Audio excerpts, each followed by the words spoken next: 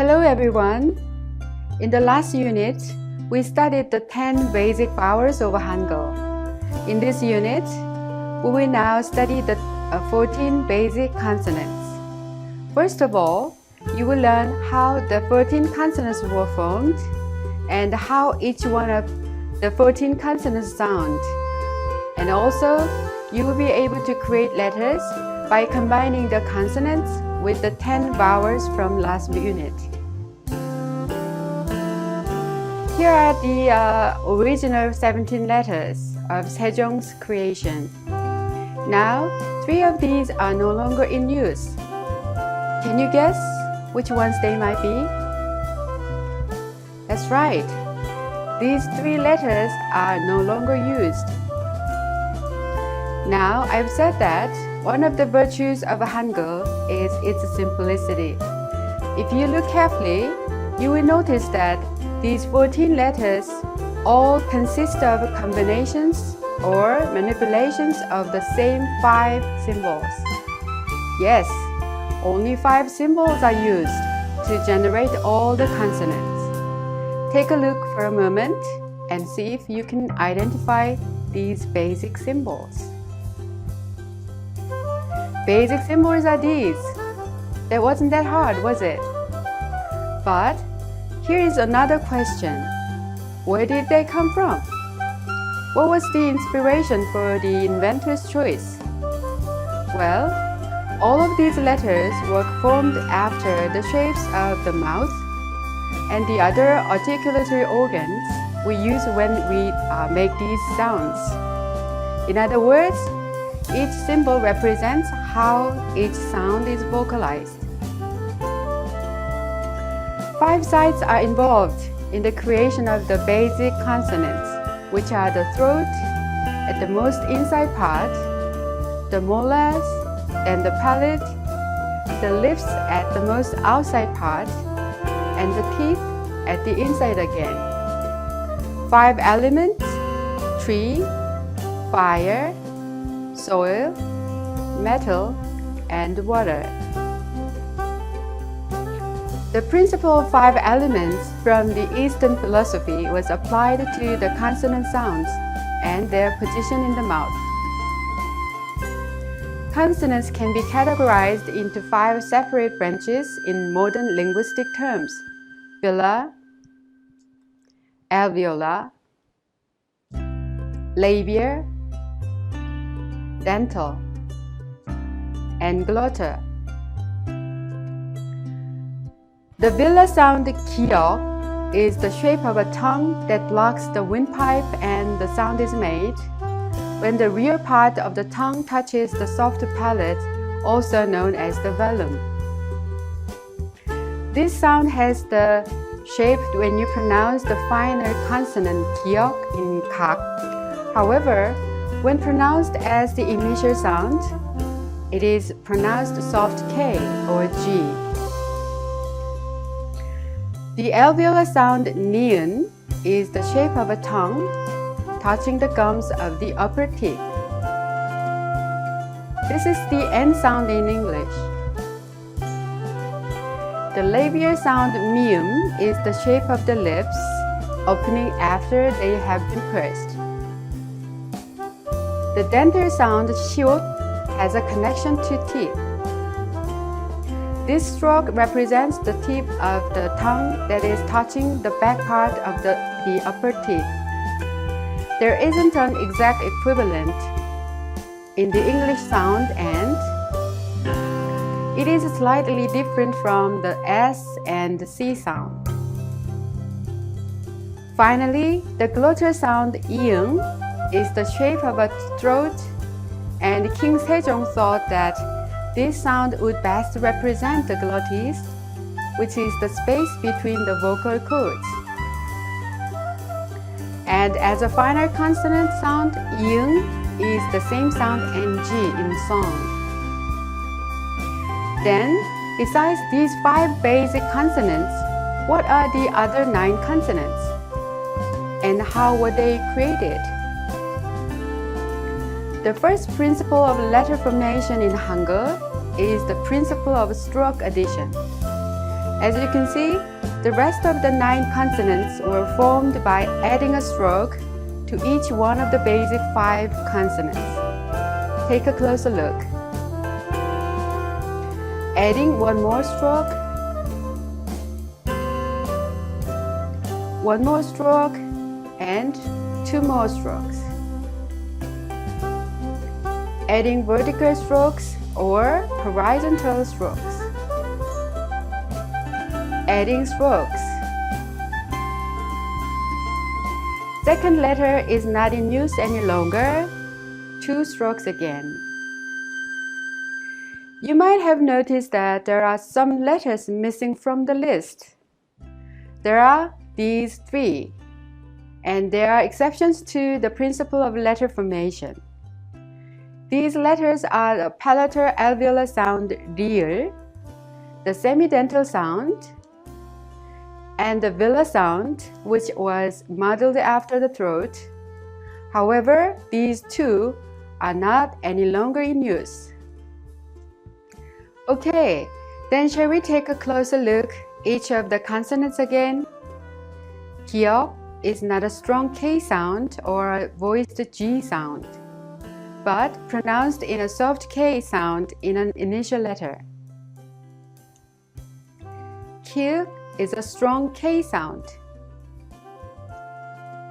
니은 is similar to the English N sound. And 디귿 has the soft T sound somewhere in the middle of T sound and the D sound. 티읕 is a strong T sound. 미음 has the English M sound, and 비읍 has a soft P sound in between a P sound and a B sound. 피읍 is a strong P sound. 시옷, like mentioned earlier, is a different sound from the S sound and the C sound, in that it resembles a sound in between those 2, but rather is a sound of air escaping made by touching your tongue to the gums of the upper teeth. Sounds like between S in sound and SH in she. 지읒 sound starts from the same place, and it resembles the J sound in the word job. 치읓 is an aspirated sound with the burst of air, and it has the CH sound like in the English word chapel. 이응 is silent when used as an initial sound, such as in 아 and 어. When used as a final consonant, however, it has the NG sound like in the word song. 히읗 is a strong H sound. Lastly, there isn't an exact match to the 리을 sound in English, but you can consider it a sound in between the L sound and the R sound. So when you pronounce 라면, it's not 라면 or 라면, it's 라면. Well, at this time, let's repeat the names of 14 consonants one more time to the alphabetic order, which is in the dictionary. 기역, 니은, 디귿, 리을, 미음, 비읍, 시옷, 이응, 지읒, 치읓, 키읔, 피읒, 피읍, 히읗. I know it's very hard to remember the names of the consonants, but you don't have to remember all of them at the very beginning. Just take time to practice. We will pronounce these letters with the first basic vowel 아, 가, 나, 다, 라, 마, 바, 사, 아, 자, 차, 카, 타, 파, 하. These letters, like the English alphabet, have a specific order. This is the order of the letters created when the 14 consonants are combined in order with the 10 vowels. Repeat after me. 가, 나, 다, 라, 마, 파, 사, 아, 자, 차, 카, 타, 파, 하. Well done! This is the order of the letters in the dictionary, so it will be very helpful to memorize it. This time, we will read words formed by using the 14 consonants and the 10 vowels. You don't need to memorize all the words, just practice reading them. Alright, repeat after me please. 가구, 고기, 야구, 아기, 누나, 구두, 나라, 다리, 라디오, 오리, 어머니, 머리, 부모,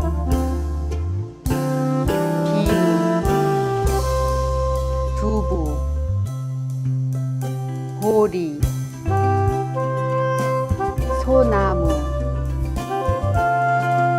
아버지, 바지,